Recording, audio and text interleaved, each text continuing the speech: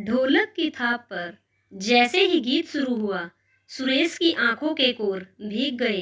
कैसा माहौल होता है बेटी की शादी में। घर में रौनक भी होती है और खुशियां भी, पर दिल में बेटी की जुदाई का दर्द भी कम नहीं होता।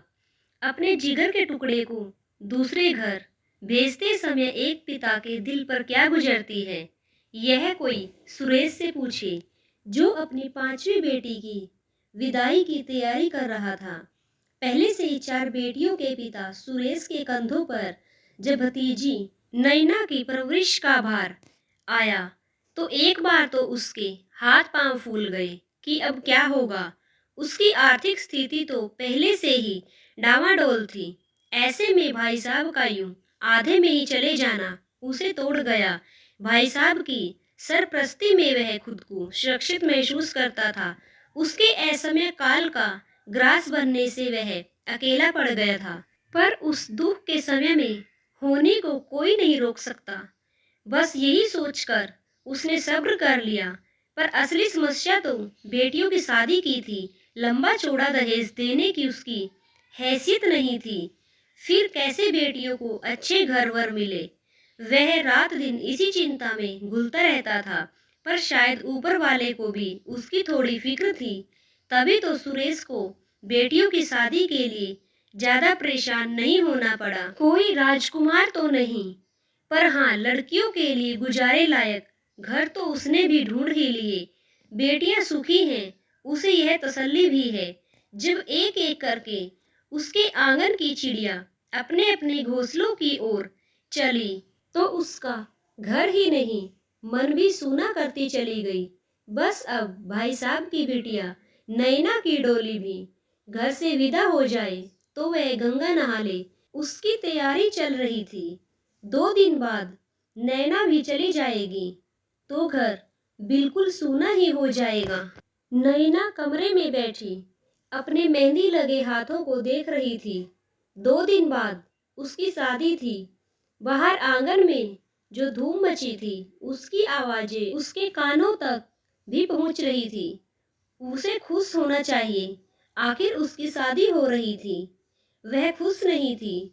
उसकी आंखों में जो आंसू थे वो वैसे नहीं थे जैसे हर दुल्हन की आंखों में होते हैं, बल्कि उसकी आंखों से तो आज उसके दिल का दर्द आंसू बनकर टपक रहा था।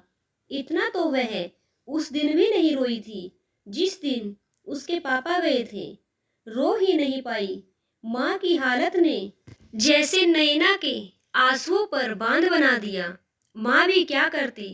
सुबह हंसते मुस्कुराते जिस पति को कॉलेज भेजा था, वह तो वापस ही नहीं आया। बस कुछ लोग उसका शरीर छोड़ गए। वह शरीर जो कुछ ही देर में राख बन गया। राख भी अपनी कहाँ हुई, वह भी गंगा जी के पावन जल में समा गई। कॉलेज में ही नैना के पापा को हार्ट अटैक आया और कोई कुछ करता उससे पहले ही वो दुनिया से कूच कर गए। खुद तो चले गए और अपनी पत्नी और बेटी को बेसहारा कर गए। अगर सुरेश चाचा का हाथ सर पर ना होता तो नैना का क्या होता। माँ तो आज भी पापा की मौत के सदमे से उभर नहीं पाई। अर्धविक्षिप्त सी हालत में ही घर में इधर उधर डोलती रहती है। आज नैना को पापा की बहुत याद आ रही थी। आज अगर पापा होते तो वह भी उनसे वैसे ही अपनी फरमाइशें पूरी करवाती, जैसे विन्नी दीदी और रीनी दीदी ने अपनी शादी में चाचा से करवाई थी। वह जानती है पापा उसकी हर इच्छा पूरी भी करते। पापा अपनी नन्ही से बहुत प्यार करते थे। उसकी हर जिद पूरी करते, सारे नखरे उठाते थे। उसकी फरमाइशें पूरी करने की कोशिश तो चाचा भी करेंगे, पर वह चाचा की आर्थिक स्थिति से अनजान तो नहीं है। फिर नैना उनके सामने कैसे अपनी पसंद नापसंद कहे, कैसे जिद करे। वैसे भी बेचारी शब्द उनके लिए एक ऐसी लक्ष्मण रेखा की तरह था जिसे लांघने का उसे हक ही नहीं था। ओहो, हम तो काम कर करके थक गए और इसे देखो कैसे महारानी की तरह आराम से लेटी है। यह तमन्ना थी। नैना इस आवाज को नींद में भी पहचान सकती थी। वह बिस्तर से नीचे पैर लटकाकर बैठ गई। रीनी दीदी और विनी दीदी उसका शादी का जोड़ा लिए खड़ी थी। उनके साथ तमन्ना और रश्मि भी थी। ओ हीरोइन किसके ख्यालों में खोई है? हीना आंखें मटकाती हुई बोली। पापा के। नैना की आवाज़ और आंखों में बस दर्द ही दर्द भरा था। नन्ही ऐसे नहीं रोते बच्चे, आ इधर आ मेरे पास। विनी दीदी ने नैना को खींचकर अपने गले लगा लिया, पर उसे तसल्ली दे सके वो शब्द तो उनके पास भी नहीं थे। बस नैना के आंसुओं में उनके आंसू भी घुल गए। भाई ये आंसू ना विदाई के लिए बचाकर रखो। अभी ब्यूटिशियन को अपना काम करने दो, क्योंकि शादी का सीजन चल रहा है और हमारे पास बिल्कुल भी टाइम नहीं है। जल्दी करो, हीना ने कहा। रश्मि, तमन्ना हमारी नन्ही को आज ऐसा तैयार करना कि सब देखते ही रह जाएं। रीनी दीदी भी कहाँ पीछे रहने वाली थी। दीदी हम तैयार तो तब करें जब आपकी मिस वर्ल्ड हमें अपना टैलेंट दिखाने का मौका दे, तब तो हम कुछ करें भी। इसके तो नखरे ही खत्म नहीं हो रहे। नैना को विनी दीदी ने इशारा किया तो वह एक उदास सी नज़र अपने जोड़े पर डाल उन लोगों के साथ चली गई। नैना को तैयार करते समय तमन्ना और हीना के हाथ ही नहीं जबान भी चल रही थी। पूरा समय वे उसे विवेक का नाम लेकर छेड़ती रही। नैना एक बार देख तो सही खुद को, आईने में देख कैसी लग रही है। नैना ने आईने में खुद को निहारा। वह सच में बहुत खूबसूरत लग रही थी। उसकी सहेलियों ने उसे बहुत मेहनत से तैयार किया था। नैना मुस्कुरा दी। उसके चेहरे पर यह मुस्कान लाने के लिए उन लड़कियों ने भी जाने क्या क्या जतन किए थे। अपनी मेहनत सफल होते देख उन्हें भी कुछ तसल्ली हुई। लाल जोड़ा पहने, कलाई तक चूड़ियों भरे हाथों में कलीरे बांधे नैना को देख चाची की आंखें भर आई। मंगल बेला में रोना अशुभ होता है, यह सोच उन्होंने आंसू आंचल में समेट लिए और नैना की बलाएं ले ली। कैसी सुंदर लग रही है मेरी बिटिया, किसी की नजर ना लगे। सुंदर तो लगनी ही थी चाची जी, आखिर तैयार किसने किया था? हीना अपनी तारीफ का मौका क्यों जाने देती भला। उस पल नैना ने माँ की सुनी सुनी आंखों में भी खुशी के भाव देखे। वह माँ के जोर से लिपट गई। आज उसे माँ से दूर हो जाना था, फिर जाने कब आना हो। कुछ देर में तो यह घर उसके लिए पराया हो जाने वाला था। कैसी किस्मत होती है बेटियों की, जिस घर में पैदा होती हैं, जिस आंगन में खेलती हैं। एक दिन वही घर वही आंगन उनके लिए एक दिन पराया हो जाता है। किसी और का घर संसार सजाने की जिम्मेदारी नाजुक कंधों पर डाल माँ बाप उनकी डोली रुखसत कर देते हैं। बचपन में जब वह अपनी गुड़िया की शादी रचाती थी, तब उसे कैसा चाव होता था अपने ब्याह का।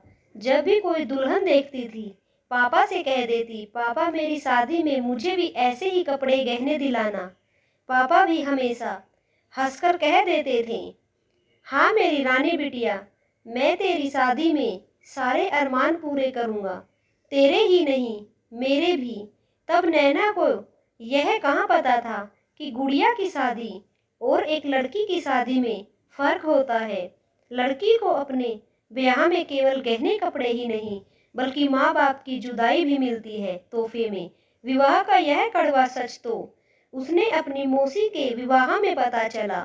मौसी की विदाई में उसके साथ साथ नैना के कितने आंसू बहे उसे याद नहीं। बस इतना याद है कि वह रोते रोते पापा से लिपट गई थी। एक ही बात थी उसके होठों पर, पापा शादी गंदी होती है, मुझे नहीं करनी शादी, मुझे आपसे दूर नहीं जाना। वह रोती रही और पापा उसे अपने सीने से लगाए उसके आंसू पोंछते रहे। कैसी नादान थी नैना, यह भी नहीं जानती थी कि यह सामाजिक रीत तो सबको निभानी ही होती है, कोई चाहे ना चाहे। सुरेश चाचा ने नैना को सीने से लगा लिया। नैना भी चाचा में पिता को खोजती, आंखों में आंसू लिए चुपचाप उनके सीने से लगी खड़ी रही। उस पल अपनी भावनाओं को शब्दों में ढालना सुरेश चाचा के लिए भी आसान नहीं था। आंखों में आंसू लिए बस वह आसमान की तरफ देखने लगे। वह खुद को गुनहगार की तरह महसूस कर रहे थे, जैसे उनसे कोई बड़ी भूल हो गई हो, और मन ही मन अपने भाई साहब से बातें कर रहे थे। कह रहे थे, भाई साहब, आपने अपनी गुड़िया के खुशहाल जीवन और शादी के लिए जो सपने देखे थे, मैं उनमें से एक भी पूरा नहीं कर पाया। आप होते तो शायद नैना के लिए कोई अच्छा लड़का चुनते, ऐसा साधारण घर का कम पढ़ा लिखा लड़का नहीं जैसा मैंने चुना। देखिए, हमारी सियानी बिटिया को बिना एक भी सवाल किए मंडप में बैठने जा रही है। आप पिता हैं उसके और ईश्वर के करीब भी हैं। आप कहीं उस ऊपर वाले से हमारी बिटिया के इस नव जीवन में अब कोई दुख न आए, इसकी झोली हमेशा खुशियों से भरी रहे। नन्ही, मैं नहीं जानता आज के दिन भाई साहब तुम्हें क्या समझाते, पर मैं बस तुमसे वह कहना चाहता हूँ जो मैंने तुम्हारी सब बहनों से कहा था। शादी के रिश्ते में पति और पत्नी की बराबर की भागीदारी होती है, न सिर्फ सुख में बल्कि दुख में भी। विवेक का परिवार उसकी जिम्मेदारी है बेटा। उसकी इस जिम्मेदारी को निभाने में उसका साथ दिल से देना। अगर कहीं वह चूकता लगे तो तू संभालना, जैसे तेरी माँ और चाची ने भाई साहब को और मुझे संभाला, हमारा साथ दिया। तू इनकी परछाई बनकर रहना अपने ससुराल में। एक बात और मेरे बच्चे, भाई साहब भले ही दुनिया से चले गए, पर तेरा बाप आज भी जिंदा है। तू कभी अपने ससुराल में खुद को अकेला ना समझना। मैं अपने जीवन की आखिरी सांस तक तेरे साथ हूँ। सुरेश चाचा का गला भर आया। वह आगे कुछ नहीं कह सके। नैना के ससुर जी ने सुरेश चाचा से किया वादा बखूबी निभाया। वो लोग छोटी बारात लाए थे, यहाँ तक कि विवेक के दोस्त भी गिने चुने ही थे, पर जितने भी थे पूरे जोश में थे। ढोल की थाप पर उन्होंने ऐसा डांस किया कि देखने वाले को मजा ही आ गया। विवेक का छोटा भाई रोहित भी पूरे जोश में था। एक बार तो उन लोगों ने विवेक को भी अपने साथ नाचने के लिए खींच लिया। उन लोगों का जोश देख ढोल वालों का भी जोश आसमान पर पहुंच गया। फिर तो ऐसी जुगलबंदी हुई कि किसी को ना तो समय का होश रहा और ना ही मुहूर्त का। आखिर सुरेश चाचा को हाथ जोड़कर सबको मंडप तक लाना पड़ा। सुरेश चाचा ने भी बारात के स्वागत में कोई कसर नहीं छोड़ी। अपनी हैसियत से बढ़कर ही सब इंतजाम किया। विवाह की वेदी पर आरंभ में तो नैना विवेक के साथ यंत्रवत पंडित जी के निर्देशों का पालन करती रही, किंतु जब कन्यादान की रस्म के लिए पंडित जी ने उसके चाचा चाची को बुलाया, तो उसके दिल में जो टीस उठी, उसका दर्द असहनीय था। उस दर्द ने न सिर्फ नैना अपितु मंडप में मौजूद सभी कन्या पक्ष को रुला दिया। विदाई की रस्म में अभी कुछ समय शेष था और विदाई की तैयारी के बहाने दुल्हा दुल्हन को कमरे में कुछ देर के लिए अकेला छोड़ दिया गया कि वे दोनों बातें कर सकें।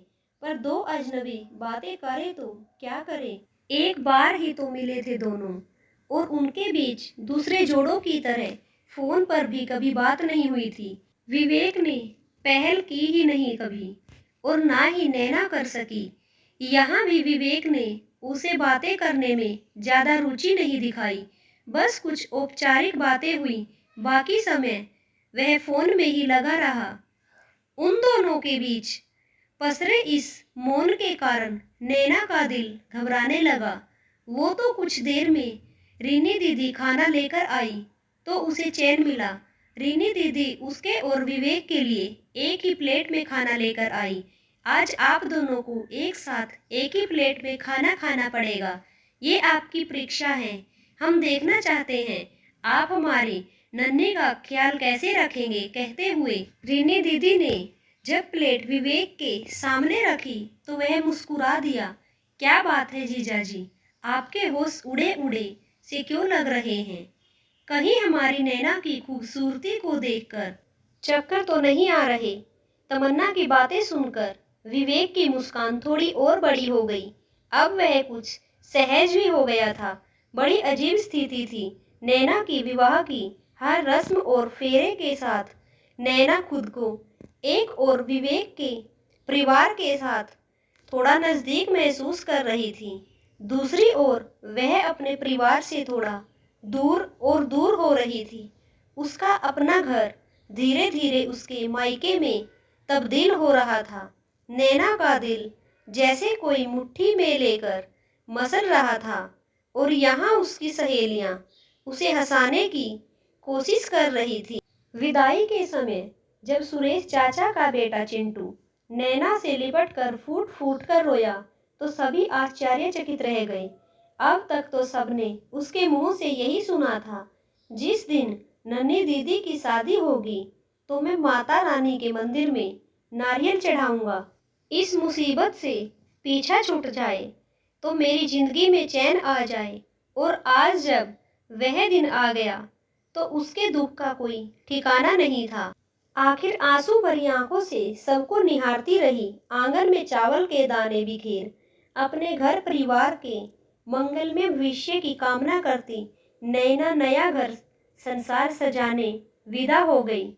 कार में भी नैना की आंखों से झरझर आंसू बह रहे थे, पर उसकी बगल में बैठे विवेक को कोई फर्क नहीं पड़ रहा था। वह अपने दोस्तों के साथ गपशप में व्यस्त था। विवेक के इस व्यवहार से नैना को इतना अंदाजा तो हो गया था कि विवेक के साथ उसकी शादीशुदा जिंदगी आसान तो नहीं रहने वाली। सफर के दौरान हमेशा उसका जी मिचलाने लगता था।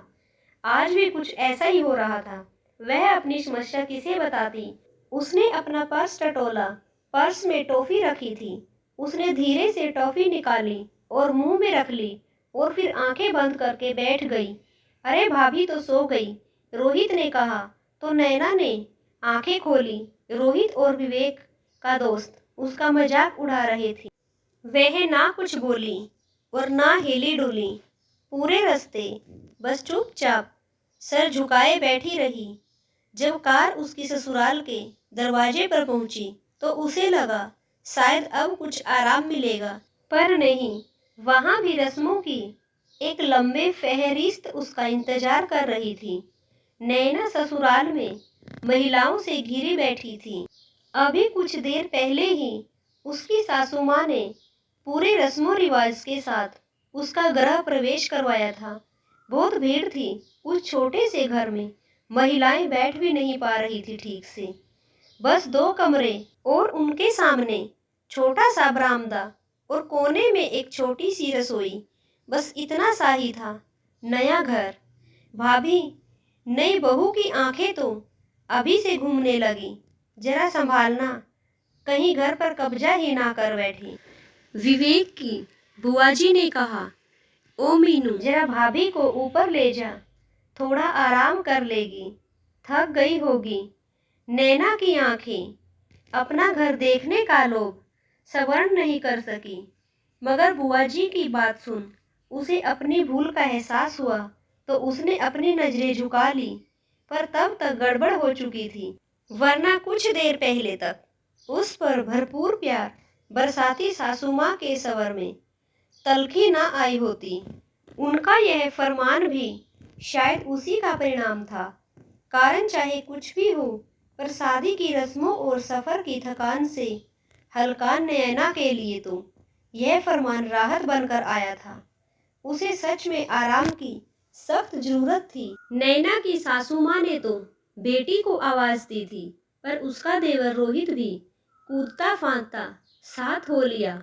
भला नई नवेली भाभी के साथ रहने का मौका वह कैसे छोड़ देता। नैना मुस्कुरा दी। उसे रोहित का भोला नटखट स्वभाव बहुत पसंद था। उसे रोहित में चिंटू की छवि दिखाई देती थी। कभी कभी वह सोचती, काश पापा ने अपना परिवार सीमित रखने का निर्णय ना किया होता। काश उसके भी कोई छोटा भाई होता तो वह भी अपने भाई के साथ हंसते खेलते बचपन का आनंद उठाती। जीवन का हर सुख दुख उसके साथ बांट लेती। तब शायद उसे अपनी शादी के बाद माँ के अकेले रह जाने की फिक्र भी ना होती और शायद माँ भी पापा की असमय मौत के बाद यूं अवसाद का शिकार न होती। बेटे के सहारे यह सदमा झेलना उनके लिए थोड़ा आसान होता, क्योंकि चाहे कितना भी आधुनिकता का दम भर ले, पर बेटियों को तो लोग आज भी प्रायः धन ही मानते हैं। भाभी, आपके शयन कक्ष में आपका स्वागत है। रोहित ने कुछ ऐसी अदा से नैना के लिए कमरे का दरवाजा खोला कि उसके होठों पर मुस्कान आ गई। मीनू ने किसी समझदार बुजुर्ग की तरह नैना को माँ का संदेश सुनाया और रोहित के साथ नीचे चली गई। उन दोनों के जाने के बाद नैना ने उस कमरे को जी भरकर देखा जिसे रोहित उसका शयन कक्ष कह रहा था। कमरा छोटा भी था और थोड़ा अस्त व्यस्त भी। फर्नीचर के नाम पर बस एक पुराना बेड था जिस पर मैली सी चादर बिछी थी। बिछी क्या थी, सलवटों से भरी थी। कमरे में एक अलमारी थी, वो भी पुरानी ही थी। अब अचानक नैना को एक झटका सा लगा। यह नहीं सोचना चाहिए, अब तो जैसा भी था यही नैना का संसार था और उसे इसे ही संवारना था। उसने दरवाजा भिड़ाया और सबसे पहले अपने पर्स में से चिंटू के रखे बिस्किट और चिप्स के पैकेट निकाले और जल्दी जल्दी खाने लगी। भूख के मारे उसकी जान निकली जा रही। ठीक से खाना नहीं खाया था। दोपहर में भी लाज की गठरी बनी। वह बस आधी पूरी भी नहीं खा पाई थी। चिप्स और बिस्किट खाकर उसे कुछ राहत मिली। फिर नैना ने बिस्तर की चादर ठीक की और लेट गई। कई लोगों के एक साथ बोलने से नैना की नींद टूटी। वह चौंक कर उठी। कुछ पल तो उसे समझ ही नहीं आया कि वह कहाँ है। समझ आने पर उसे बाहर क्या हो रहा है जानने की उत्सुकता होने लगी। रात गहरा गई थी। वह देर तक सोती रही। नैना कमरे का दरवाजा खोलने ही जा रही थी कि उसे खिड़की से विवेक और उसके दोस्त दिखाई दिए। सभी शराब के नशे में धुत अजीबोगरीब हरकतें कर रहे थे। यूं तो पंजाबियों के जश्न में शराब का प्रचलन कोई नई बात नहीं है, पर वो लोग इतने करीब थे कि नैना को घबराहट होने लगी। उसने लपक कर दरवाजे की कुंडी चढ़ा दी। अभी वह वापस पलंग पर बैठी ही थी कि दरवाजे पर एक जोर की थाप। भाभी, हम विवेक के दोस्त हैं, हमें आपसे मिलना है। आज आपकी शादी हुई है, पार्टी का दिन है, आओ हमारे साथ पार्टी करो। नशे में डूबी वो आवाज, उनकी बातें और वो हंसी नैना के दिल में दहशत पैदा कर रही थी। हालांकि कुछ देर बाद दरवाजा खटखटाने के बाद दोबारा किसी ने उसे परेशान नहीं किया, पर नैना की पूरी रात इसी डर के साए में गुजरी कि कहीं कोई दरवाजे को ही ना तोड़ दे। दरवाजा कमजोर था और एक जोर का धक्का सहने लायक भी नहीं था। नैना सोचने लगी, यदि ऐसा हुआ, अगर विवेक के दोस्त उनके साथ कोई बदतमीजी करने पर उतरे तो क्या विवेक उसे अपने दोस्तों से उसी तरह बचाएगा जैसे कभी शोभित ने उसे बचाया? विवेक इस शराब में धुत हालत में अपने दोस्तों का विरोध कर पाएगा? शोभित शोभित उसका ख्वाब था और विवेक उसके जीवन का यथार्थ।